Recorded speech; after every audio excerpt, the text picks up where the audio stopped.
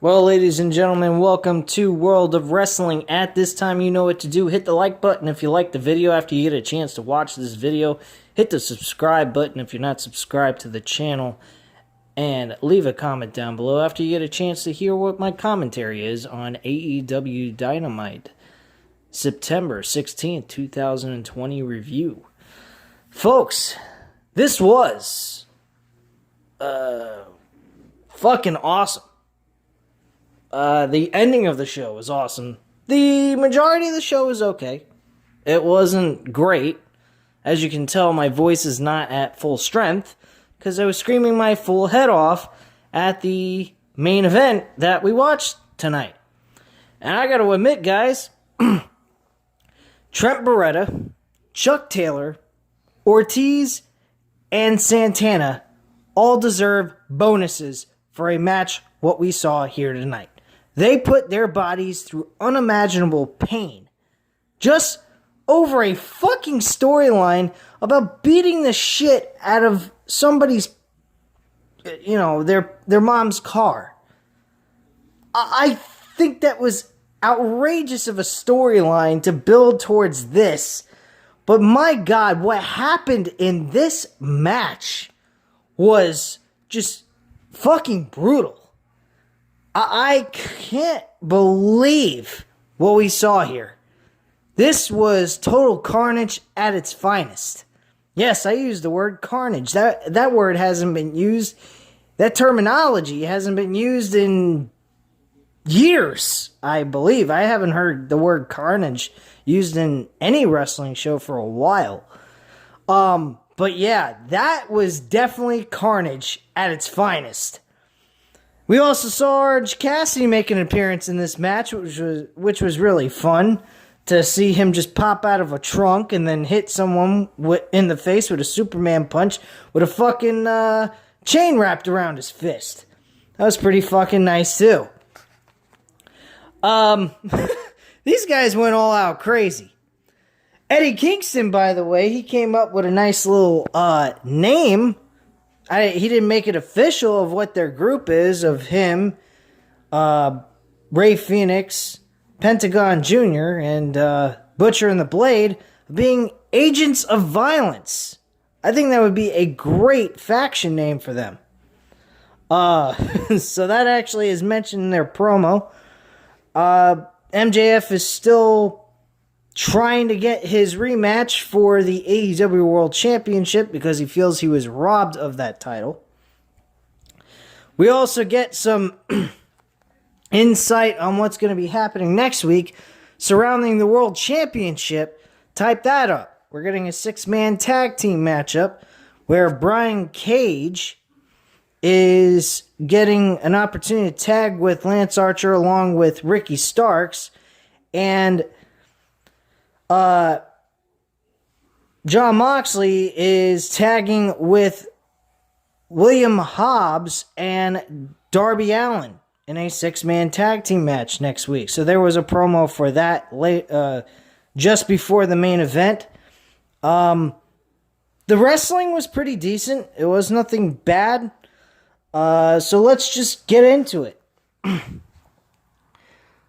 So the first match on the card was FTR versus Jurassic Express. This matchup was a non-title matchup where if Jurassic Express won, they would get an opportunity for the tag team titles next week.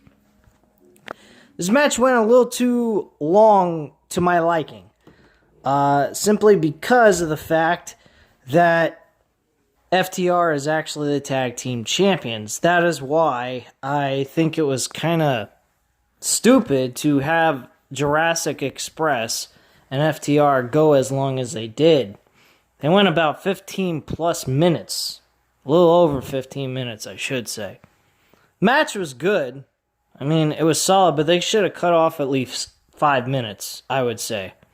I think that would have been the appropriate amount of time to give for this match, and I think the ending should have been a clean finish.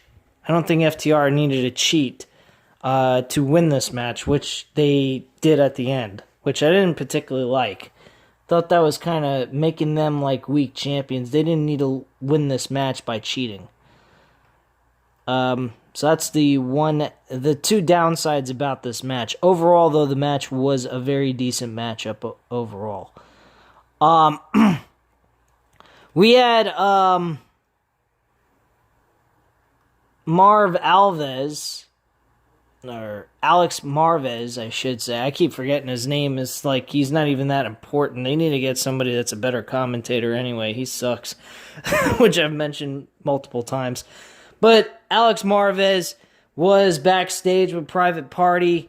You notice Matt Hardy is down on the ground holding his knee. He had a bad injury, supposedly, or selling an injury.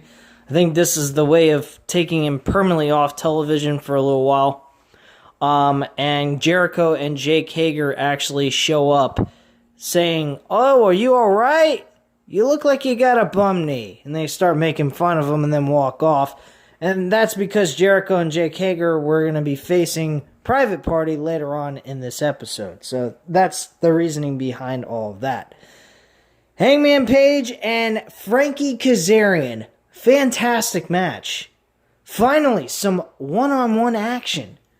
I've been missing some singles competition in this company. Outside of pay-per-views, we haven't really gotten that much singles competition.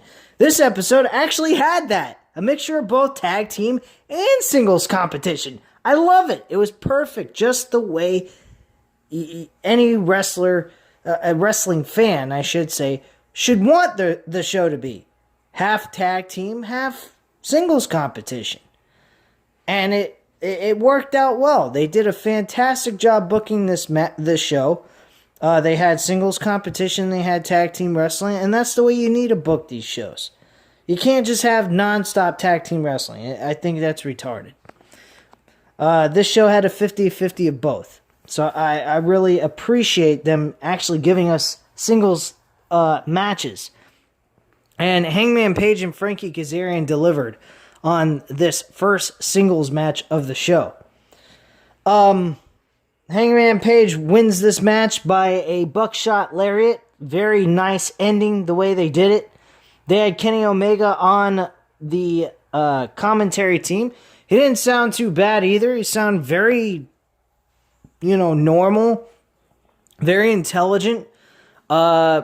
To be quite frank with you, I didn't really have any problems with him being a commentator on the show. If he ever decided he wanted to quit wrestling and just be a commentator, he would be fantastic. He sounded very professional, and just the way you're supposed to be. I don't even think I would make him a color commentator. I'd make him more of a serious role on a commentary team. But that's just my opinion. Maybe others have difference of opinion on that, and if you do, please leave a comment down below on that and tell me what you guys think. Post-match, though, Kenny leaves commentary and heads to the back. Paige looks over to the table and sees Omega is gone, and Paige enjoys a beer in the ring. And that's basically that. But Hangman Page is looking for a rekindling of their tag team partnership and get those tag team titles back. He thinks that they both have a benefit and believes that both of them can win those tag team titles back. Unfortunately, Kenny Omega does not feel the same way. They're making it very natural and normal with Kenny Omega. He doesn't seem interested. He wants to move on with his career as a singles competitor. And they're doing a very, subtle thing with this build up towards this heel, which they'll eventually get to. I'm pretty certain in the next month or so. By October, we should see Kenny Omega full-fledged heel. I believe that's when we should see that. Probably the New Year, the anniversary episode on October 14th, I'm predicting that's when Kenny Omega should officially turn heel and show that full-fledged heel character. Which probably would build up towards a one-on-one match between Hangman Page and Kenny Omega for Full Gear. So, yes, unfortunately, my prediction is not going to come true based on the way this is being presented. It's taking them too long to develop Kenny Omega fast enough towards the timeline that I said that he should face Jon Moxley again for the World Heavyweight Championship. But I did mention this earlier that Kenny Omega is probably the number 3rd importance towards the world title right now, besides Lance Archer and MJF. MJF is definitely the top number 1 guy that is probably going to win the World Championship from Jon Moxley at this point. So keep an eye out for that. I'm pretty sure that's what's going to happen. Speaking of MJF, he goes ahead and beats Sean Dean in less than a minute with a poke to the eye, and then goes right into a Fujiwara armbar, and Dean immediately taps out. After the match is over, MJF goes ahead and cuts promo, starts talking about how he feels he was screwed over at the World Championship and that Moxley went ahead and cheated to win and retain his title. He went ahead and he wanted Justin Roberts to announce him as the undisputed, uncrowned AEW World Champion of AEW. And that's pretty much that. That was pretty much the overall basis of that. He's basically going on and on about the same old shit. That's all we're going to hear from him at this point until they meet his demands in giving him the opportunity for another shot for the world title. Already talked about Eddie Kingston. He does mention at the end of the promo, which I didn't mention earlier, he says since they got things in order, he tells Blade he needs to get his own house in order. Which, technically, referencing of Allie, the blonde-headed chick that's with the American Nightmares.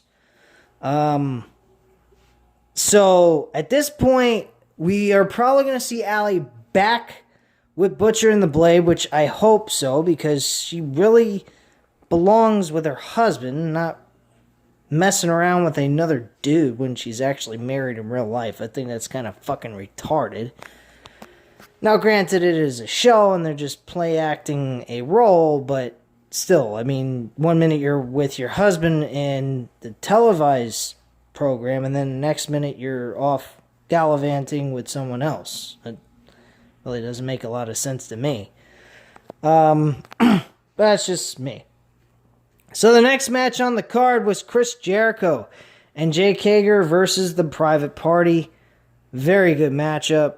Jake Hager and Chris Jericho win this match with a Judas effect, spinning elbow to the back of, his opponent's head, and getting the 1-2-3, and afterwards putting in the walls of Jericho, applying more pain and pressure to him at this point and creating more damage on his opponent, even after he defeats him.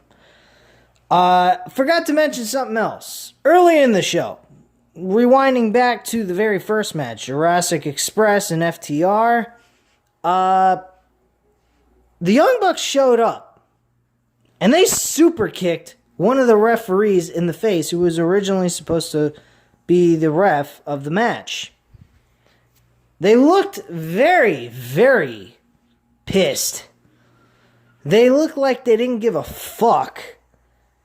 And I honestly think we are going to get the Bullet Club version of the Young Bucks and Kenny Omega.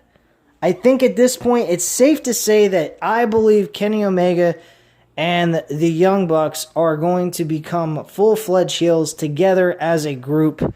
Hangman Page being on the outside. And eventually we get to see the Young Bucks become tag team champions. I think it's well overdue.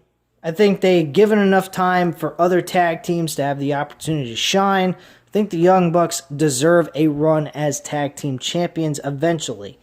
I think by early of next year, maybe they should become the tag team champions. Now, who they defeat, I don't know. FTR is technically a heel tag team. Now, unless you want to do heel versus heel for the tag team titles and have them beat the living shit out of each other in a no-holds-barred type of matchup where rules don't apply, or a ladder match, I think that would be suitable enough for them to do. And them both being heels would be fine because it's no rules involved. So I think that would entertain a lot of people. I don't think people would care if both of them were heels competing over the tag team titles anyway. So I think it really doesn't make a difference. But then again, they are the number one contenders competing for the tag team titles. So when does that happen? Do we take the tag team titles off the FTR right away? Once they get their tag team title opportunity? I don't know about that. I think maybe they turn full-fledged heel after they've had their loss for the tag team titles against FTR and then come back later on in the early portion of the year, maybe at Revolution in the February pay-per-view that they have, and have them win the tag team titles there. That's a possibility. But we have to see how things turn out and how everything unfolds. And then eventually we can get a better understanding of where they're going with this. Me personally, I think maybe we have FTR retain the tag team titles because having them have a short reign as tag team champions, losing to the Young Bucks would be very silly. I think they lose by a screwjob finish with FTR. FTR doing a screwjob finish with the Young Bucks is one thing, but them doing that with the Jurassic Express is another thing. I mean, Jurassic Express is not exactly what you call a fucking top-notch tag team. I mean, granted, they've been in the top 5 for a while in tag team wrestling, but they have not competed for the tag team title. So why the fuck will they even be anywhere close of beating tag team champions? I mean, that just doesn't make any sense to me. Just my opinion. But anyway, I digress. Let's move forward with the rest of this review. So we're moving forward here past the that match with the tag team matchup with Jake Hager and Chris Jericho against Private Party. Now we're at Thunder Rosa defending her NWA Women's World Championship against Ivelisse. Yes, I have to say, Thunder Rosa has been a great thing for the women's division. She has done a fantastic job helping these women look good in the ring. Ivelisse, I have to admit, first couple of matches I did not care for her at all, but with the match that she had with Thunder Rosa was an extreme improvement to her in-ring wrestling ability. I don't know if that's because of Thunder Rosa's leading the way of this dance towards the end of the match, or Ivelisse got a little bit better over time, and then competing with a talent like Thunder Rosa, which I have seen perform in NWA before this pandemic situation happened. They were doing live shows week to week for a 1-hour show on a Tuesday night. Thunder Rosa was one of the best talent on NWA for the women's division. She was very entertaining, different, and unique. So it's no surprise Thunder Rosa has done a fantastic job with the women's division in AEW. She's definitely a shining element in this division. I hope she is actually part of the company and can work for both NWA and AEW. That way she could benefit from both sides, And AEW really would benefit with her services. But there is somebody else I would like to address and bring up that would be a fantastic add to the women's division of AEW. And it has nothing to do with a WWE reject who was frustrated and didn't want to work with WWE anymore because creatively they suck. There's no doubt about it. Anyone that works for WWE has a right to complain and be a frustrated ex-employee, such as Miro. But getting into someone that would be a great add-on to this roster for the women's division is Jordynne Grace. She is a fantastic wrestler. She's a rough and tough chick. She's a bodybuilder. She's really good in the ring, and she can work with pretty much anybody. A match that I would love to see, and I think it would go over great, would be Jordynne Grace versus Nyla Rose. These two women would tear it up in a fucking ring. I mean, these two women make Nia Jax look like fucking pathetic. I mean, Nia Jax needs to go. She's the worst thing in wrestling, period. In any wrestling company, she's the worst wrestler I've ever seen in my fucking life. And just recently, I listened to a podcast from JD, talking about some wrestling news extra about a couple of fans on social media saying that Nia Jax is a great wrestler in WWE and they love her and they think she's a great wrestler and they're her biggest fans. I'm saying to myself, are these people on fucking crack? What the fuck? I couldn't believe what I heard. And he actually shows the tweets that were made on Twitter. You're able to read it. I'm like, what the fuck's wrong with these people? It's fucking crazy how people are that fucking dumb. He thinks they're bots. I think people are that fucking dumb, honestly, to say shit like that. I don't think they're robots saying shit like that. I think it's real people being that dumb. I mean, it was a tragic incident with Sonya Deville. I mean, if you got a psychopath like that, why wouldn't there be idiots like that making comments? Just exactly like that. Come on. Get real. But yeah, Thunder Rosa and Ivelisse did a fantastic job together.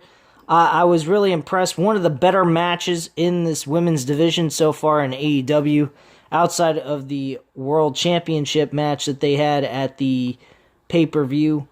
That's probably the best women's match so far in AEW at this time that they've done. They cut a promo with Lance Archer before the main event. As I already mentioned, they've selected their tag team partners for the 6-man tag team matchup for next week to highlight and push or hype up the World Championship match that's coming up in October, on October 14th, I should say. And that was a pretty nice segment there.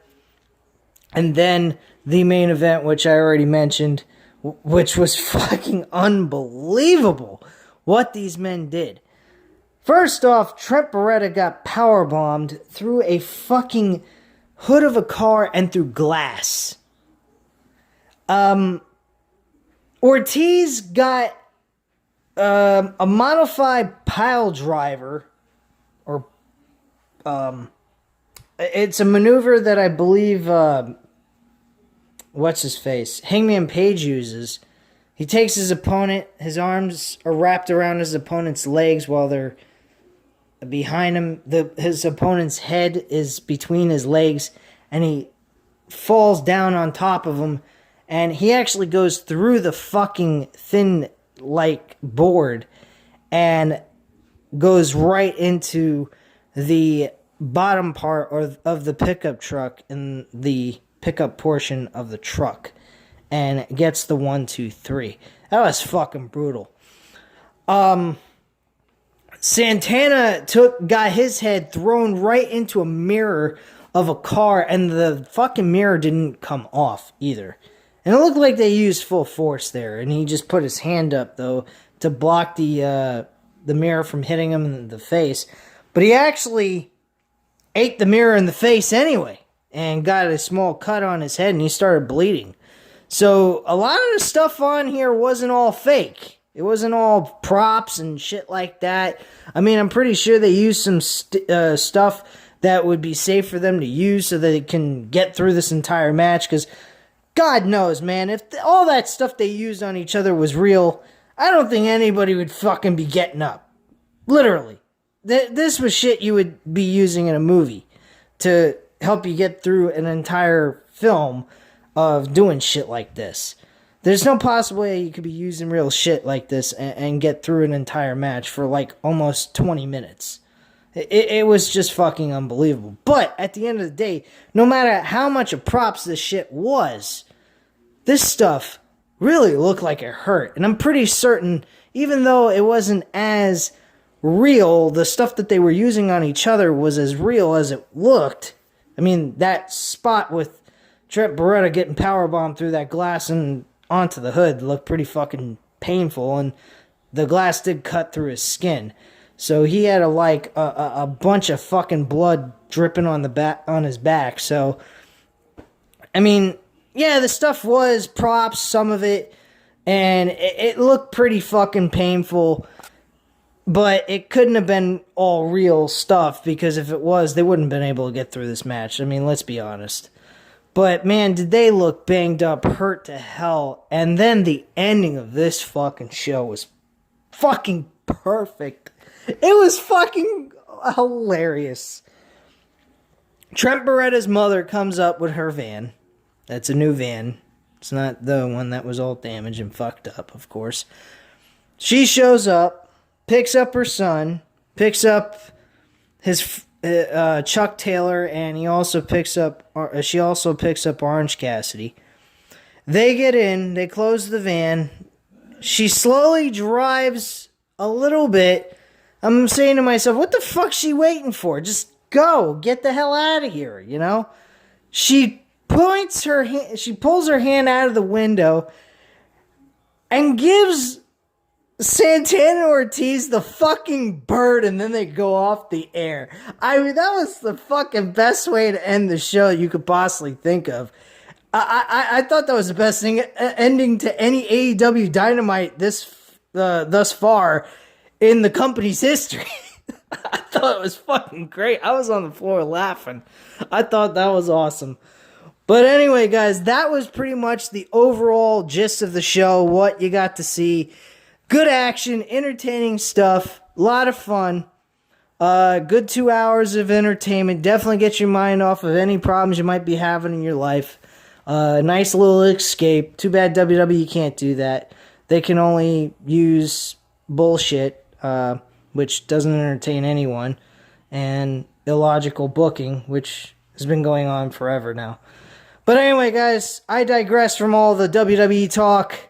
At this time, you know what to do. Hit the like button if you liked the video. Hit the subscribe button if you're not subscribed to the channel. And of course, as always, leave a comment down below to anything that I made my comments on or opinions on.